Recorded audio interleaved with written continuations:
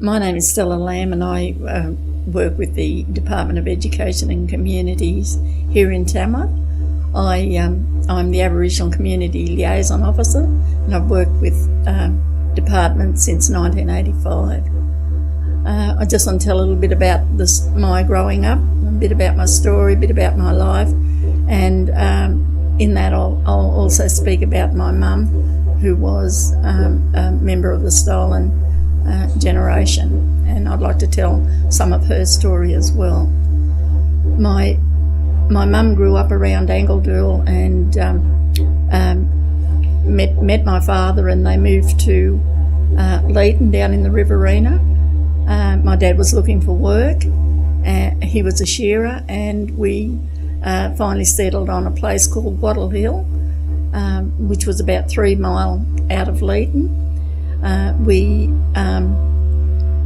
We lived there, and Aboriginal people like ourselves lived all over Wattle Hill.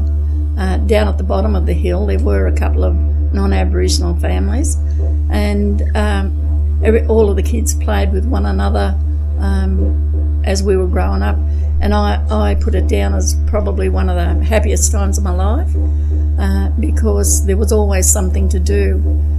People, if they don't know, Leeton is in the Murrumbidgee area, and they grow a lot of fruit and vegetables there.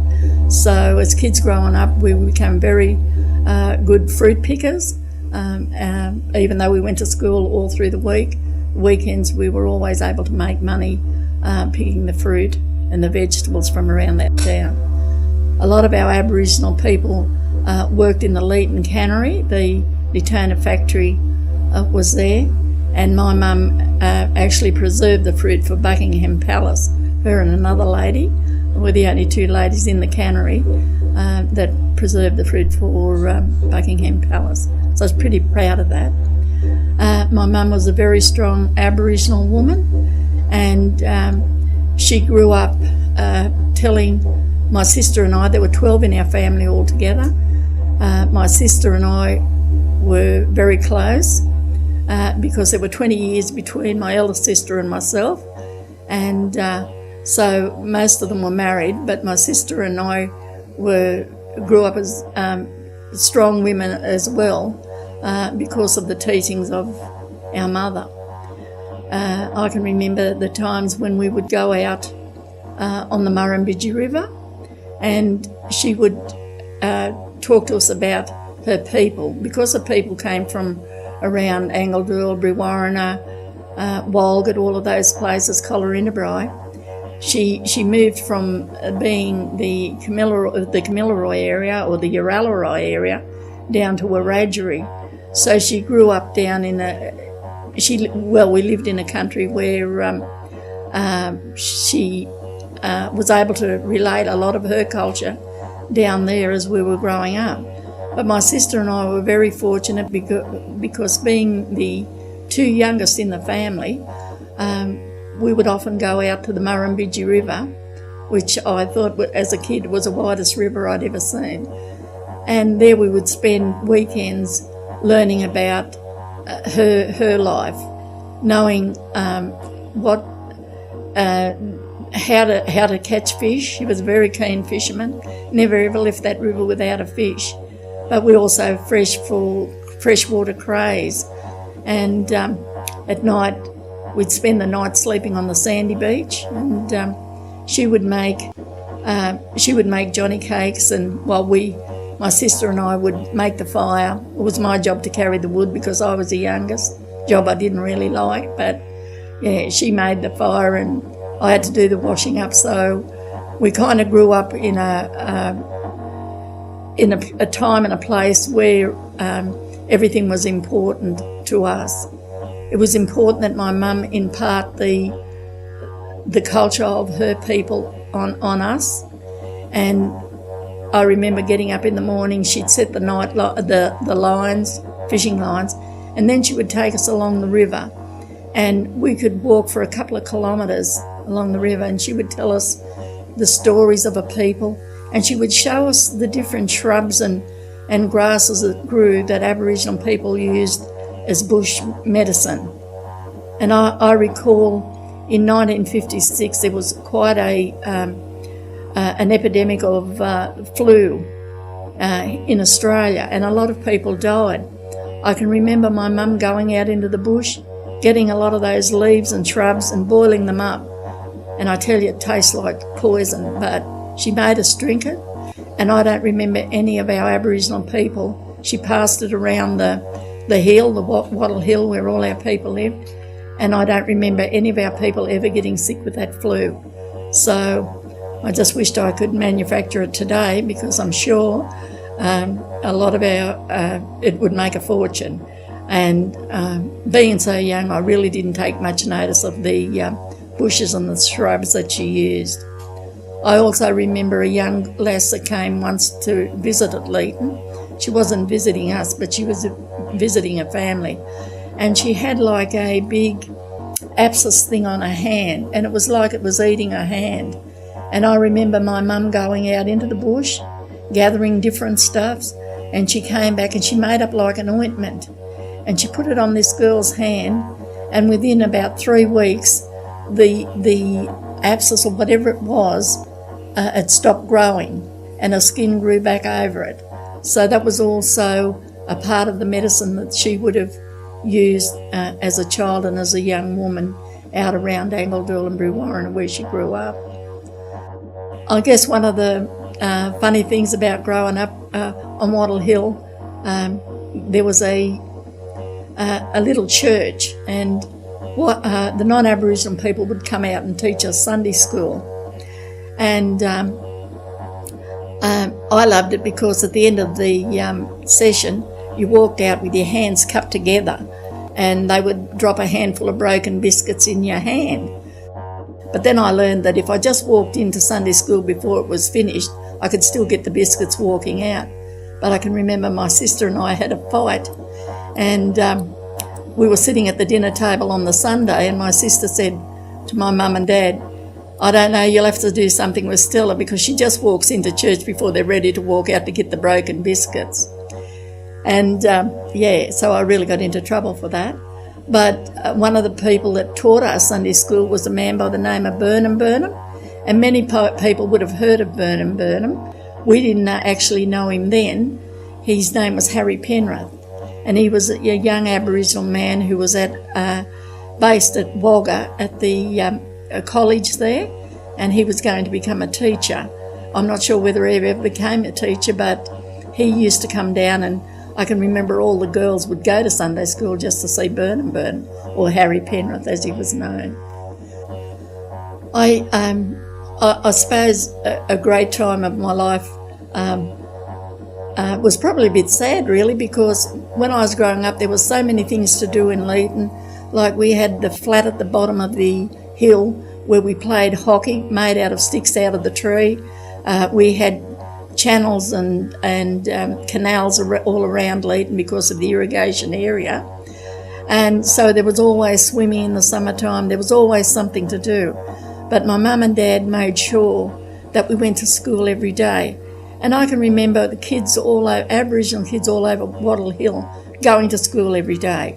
We knew we had to go, so we were there. We'd all walk to the bottom of the hill and we'd catch the bus into town. And I went through kindergarten right through until I got to high school, and finished my intermediate certificate in 3rd year. That's equivalent to year 10 today. But I don't remember any Aboriginal kid ever going on to get their leaving certificate, which is your year 12 today. So I don't remember one Aboriginal child that did that. So the majority of us, as soon as ever we reached our intermediate certificate, we got our intermediate certificate and we were out of there. And I don't know whether it was because, I guess at that school there was probably 40 or 50 teachers because it was a big high school. And one of the teachers that made it unpleasant for me and many other Aboriginal kids was a teacher that would often say to us, "I don't know why I bother teaching you black kids. You're never going to learn anything, you're dumb." And it always made me feel ashamed of who I was. Yet in my home, My mum and dad made me feel very proud of my Aboriginality, and so I was growing up very proud at home, but only because of this one teacher at the school made me feel that I really didn't belong there. But over the years, I stayed there because there was no way my dad or mum would let me leave school until I got that certificate. They believed that it was my ticket out, and I still say that to kids today in the school. To get a good education, that's your ticket out.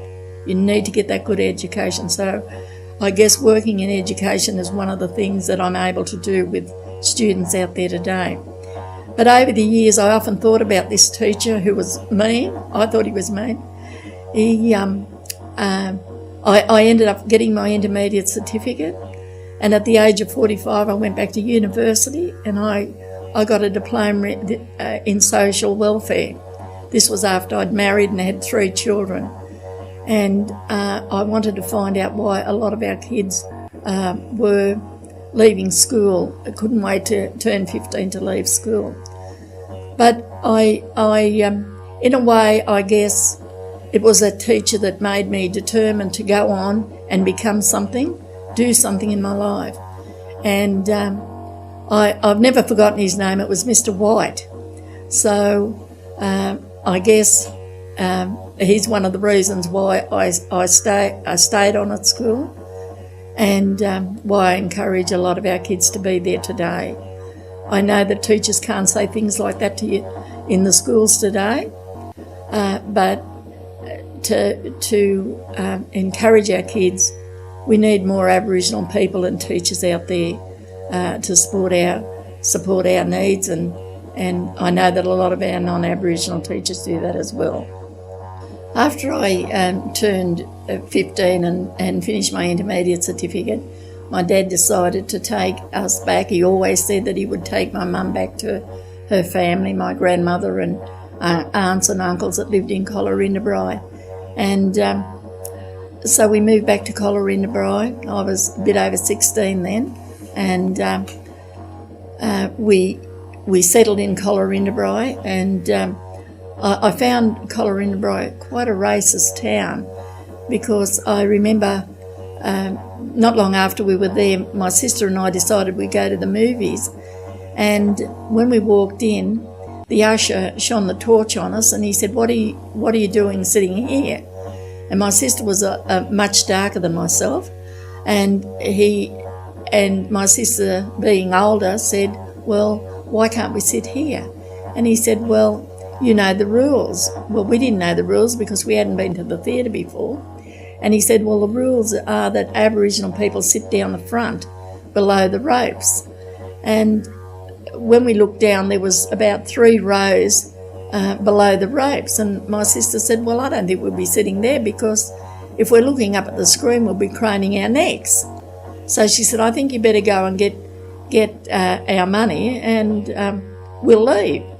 And me being only 16, I didn't really want to leave. I wanted to watch the movie. But she was kind of like the boss of the family, so we stood up for a while, and then he didn't come back. So we sat there and we watched the rest of the movie.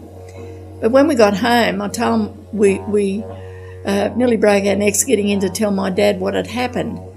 And he said, so he just wanted you to sit wherever he wanted you to sit.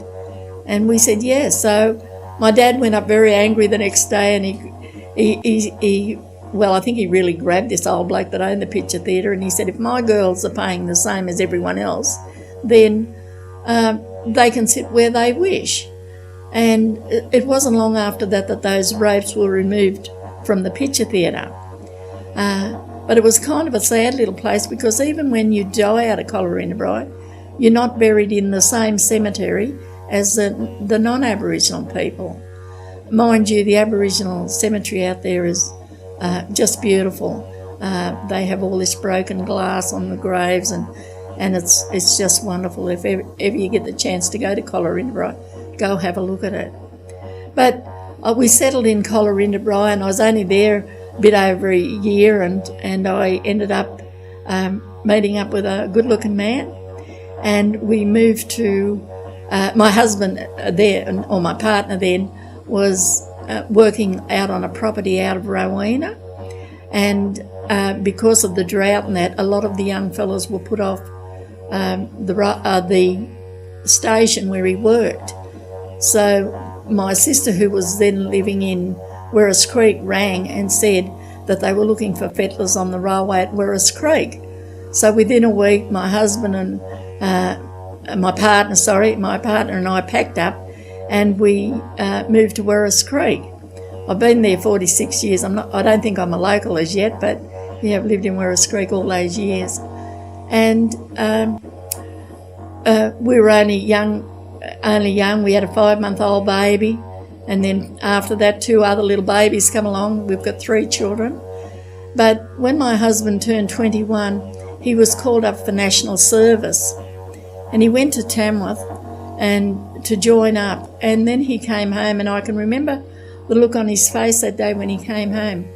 He said, they don't want me. And I said, well, why not? And he said, because they said I'm too black. My husband was very, very dark, and they told him at the time that they weren't taking full-blood Aboriginal people for national service. So I was happy, mind you. I had 3 young children, so I was happy that he didn't have to go away. But he was very upset about it because he felt that he needed to do his bit for Australia. And that takes me back to thinking about Aboriginal people during the war. A lot of our people, many of our Aboriginal people fought in the war, not only the First World War, but the Second World War as well. And I remember a couple of old Aboriginal men that lived at Collarinabro fought in both the world wars. And it was sad when I hear that when they came back to Australia, that no longer could they go into the pub and have a beer with the men that they fought alongside of. Aboriginal people weren't given the same rights as the non-Aboriginal people.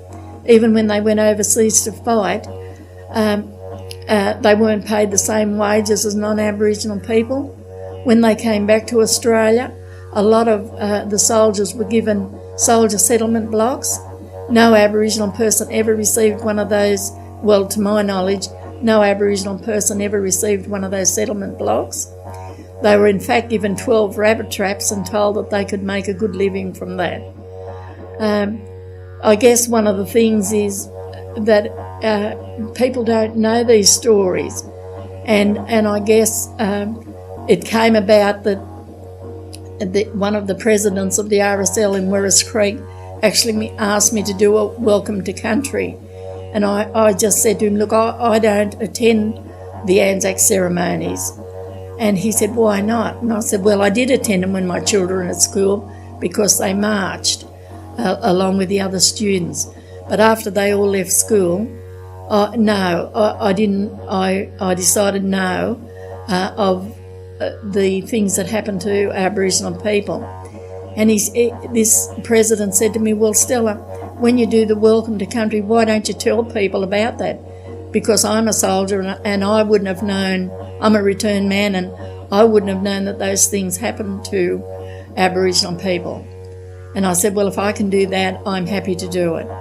And I did. I told people about what had happened with my husband, not being able to join up for national service, and also about what happened to Aboriginal people during the war. And I had so many people come to me after that ceremony and say, and many of them were returned men, and said that they had no idea that that happened to the Aboriginal people that they fought alongside of. So in a way I was pleased that I was able to do that, and I've been to every Anzac ceremony ever since. And I guess it's people say it's ignorance, but I don't think it is. I think that people want to know, but sometimes they're afraid to ask. And as Aboriginal people and many of our elders out there today, they can tell those stories. I'm just telling the story from my side, but I guess many Aboriginal people could tell different stories. I just want to talk now, as I said earlier, I wanted to talk a little bit about my mum, because my mum has now passed on, and my mum and along with my aunts and uncles were all victims, I guess, of the stolen generation. My mum, along with her sisters and brothers, was taken from a little place called Angledool between Collarinda and Lightning Ridge, for people who don't know. And Aboriginal people at that time, many Aboriginal people, over 100,000 Aboriginal people were taken right across Australia.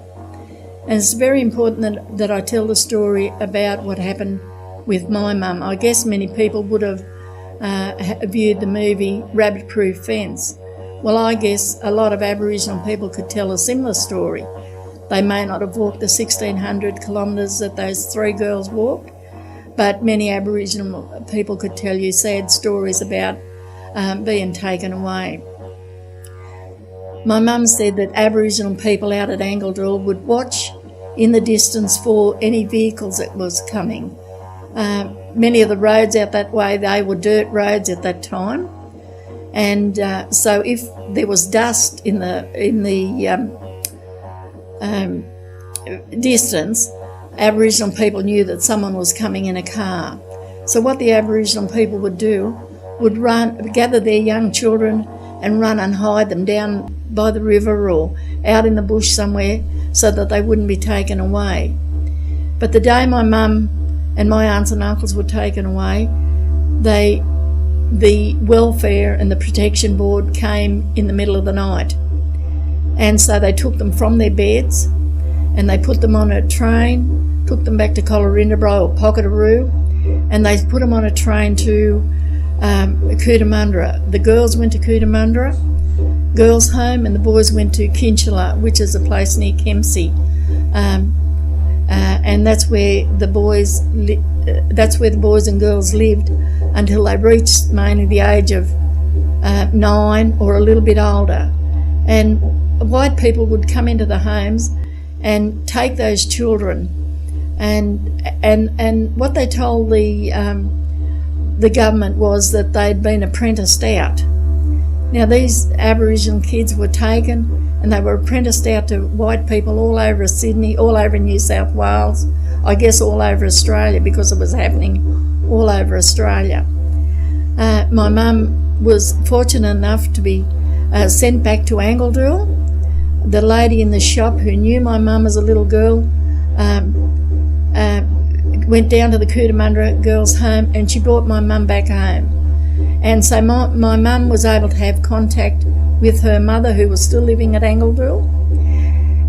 But my mum lived with this lady by the name of Miss Hatfield. There she grew up. She learned how to cook and sew and read, write, do all of those things. But she was able to keep contact with her mum. My other aunts and uncles were sent all over New South Wales, and some of them didn't return home until they were in their late 20s. Fortunately for my mum, she didn't finish her apprenticeship until she was 21. Then she came back to live with my grandmother, where she married, and she went on and had all of us kids. But it was a sad time in her life, but she was one of these people who was never angry. She was the most softest person, and when she'd tell me a lot of these stories about what happened with her family, she was never angry. I would become angry when I thought of that's what white people were doing to Aboriginal people. I would become very angry. But then over the years, I often thought, and I do a lot of cultural awareness in schools today, and I thought, well, if she wasn't angry, why should I be angry? And I guess one of the things that in this world today was, that I remember most, was when I went to Sydney and I took a group of students from the northwest here, we were known as the northwest then, down to Sydney to do the Reconciliation March across the Harbour Bridge in the year 2000. I remember it very well, and there were over 250,000 people that did that walk across the bridge that day. And I think everyone was crying. It was just so emotional. But then to top it all off, John Howard wasn't able to say sorry to the Aboriginal people. He had his opportunity in the year 2000. He failed to do that. In 2008, our then Prime Minister, Kevin Rudd, did official apology to the members of the stolen generation. And I guess it was probably one of the proudest days of my life, as I was able to accept that apology on behalf of my mum and my aunts and uncles who had all passed on. But I was able to accept that apology, and I believe now move on and tell these stories out there in the schools. Yes, and I guess it's one of the things that I probably do best. I guess I just want to talk briefly now about some of the significant dates that Aboriginal people well remember. And that is the massacre that took place at Myall Creek in New South Wales.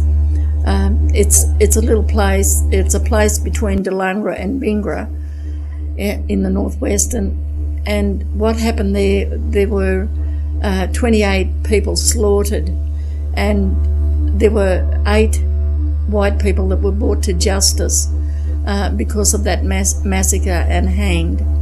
And it's a day that we all remember, but I can remember my mum telling me about many massacres that happened around Brewarrina and out from Walgett. There were also massacres like Aboriginal people having poisoned flour or poisoned water holes, and Aboriginal people dying. So that was just one date, but we remember that well, and we're lucky that I guess Aboriginal people are able to go up and commemorate that certain date in July when that did happen. Another date is the 1967 referendum that happened here in Australia, and there was over 93.7% of Australians voted that Aboriginal people could be counted in the census. Up until then, we were counted as the flora and fauna of Australia, and that makes me sad when I think about it, because I think I was only 19 years of age and had a couple of children then, and I didn't realise that I wasn't really counted as a person. Okay. Just another important date was the 1972 when Aboriginal people the rule from the teacher's handbook was removed, and this allowed headmasters at the time to ban Aboriginal students from the school. If a white family went up and complained about Aboriginal students, then the principal had the right to remove the Aboriginal kids from the school.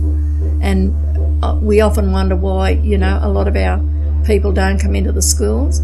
Well, maybe because our children are still living with older people, that their grandparents or other elders who lived through those times, they remember those times. So school hasn't always been the most pleasant place for our people. But I guess things are changing a little bit now, because we have a lot of Aboriginal teachers out there. We have a lot of Aboriginal people that work in our schools as AEOs or tutors, and they see the significance of their children and other Aboriginal children getting a good education. So they're there to encourage, along with myself, our kids to stay at school and end up with good jobs.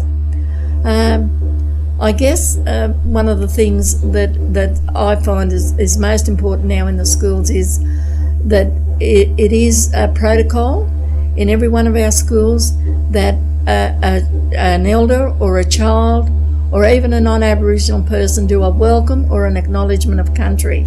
And that's just saying that the Kamilaroi people were here first on our land, and that they were the original owners of this land. So it's very important that we acknowledge that they were here first, and it makes me proud whatever school I go into where our kids are doing that welcome. And it's just acknowledging the first peoples of this country.